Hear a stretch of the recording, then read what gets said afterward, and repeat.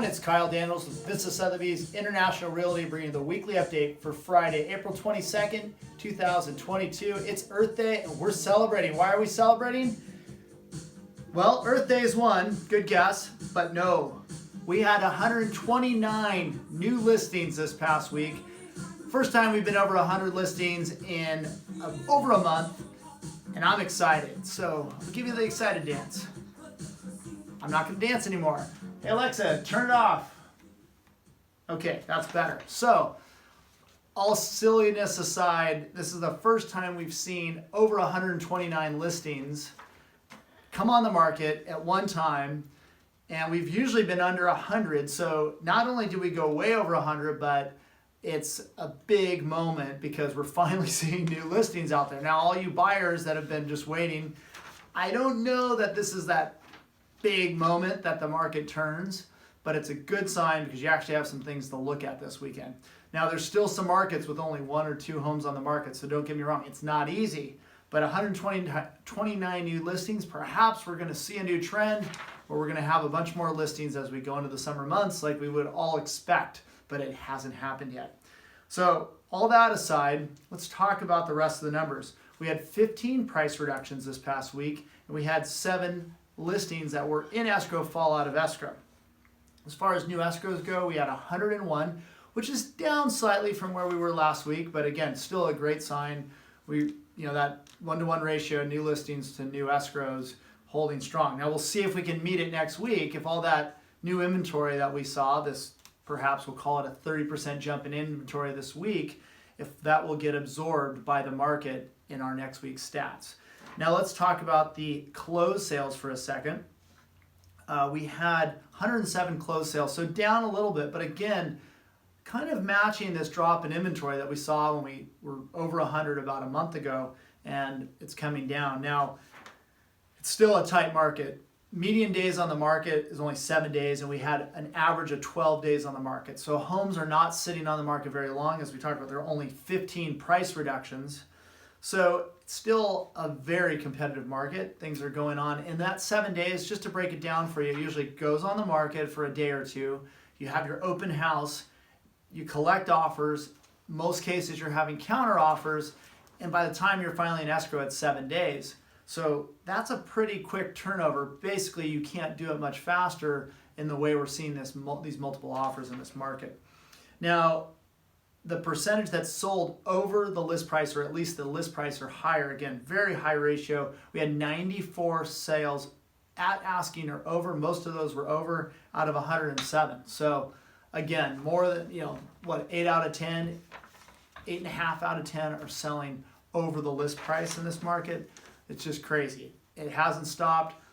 Even with rates, they've maybe stabilized a little bit. We haven't had the big spikes, but still, rates have jumped up quite a bit from where they were a year ago. Now, that $3 million or more luxury market, we had 11 sales this past week. Previously, we saw a lot of those were price reduction homes. This week, they almost all went over asking again. So, again, that luxury market continues to lead us. And if we start to see that slow down, it'll be something we have to pay attention to. I'll let you know when I do, but right now it's still just going strong.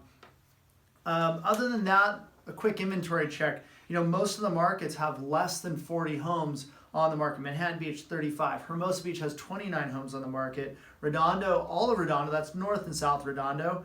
Shout out to Petros Papadakis breaking it down on the radio this past week for what's North versus South Redondo. But if you're not sure, we'll call it North Redondo, closer to the freeway and behind Manhattan Beach, South Redondo, south of Hermosa Beach, and only 37 homes on the market there. RPV, largest of the hills up here, largest of the cities on the hill here, we had 37 homes on the market. Rolling Hills, only 6 behind the gates, and Palos Verdes Estates, we only have 19 homes on the market.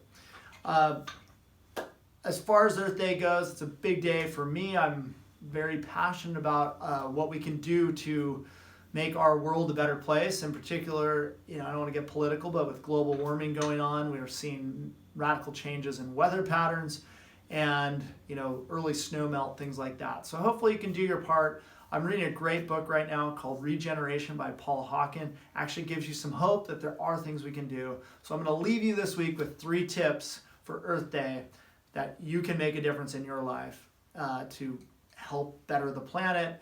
That's everybody. We're all in the same ecosystem. Number one, eat less red meat. Just to break it down very simply for you, 1 pound of beef requires over 1,800 gallons of water, where most vegetables for 1 pound require less than 40 gallons of water. So that strain on resources for eating meat, it also, grazing can degrade certain environments, especially when we're doing this in areas where we're cutting down trees. So let's cut down the red meat if you can. It's better for your cholesterol anyways. Second thing is support regenerative agriculture. That's responsibly farmed, and it's a little bit more than just doing the organic thing. It's actually finding farms that are using different techniques to strengthen the soil. There's a big concern about our topsoil use and how long that's going to last. And agriculture is a huge part of our state and also the United States as far as an economic engine. And finally, if you can avoid single-use plastics, again, we throw away way too much stuff in this country.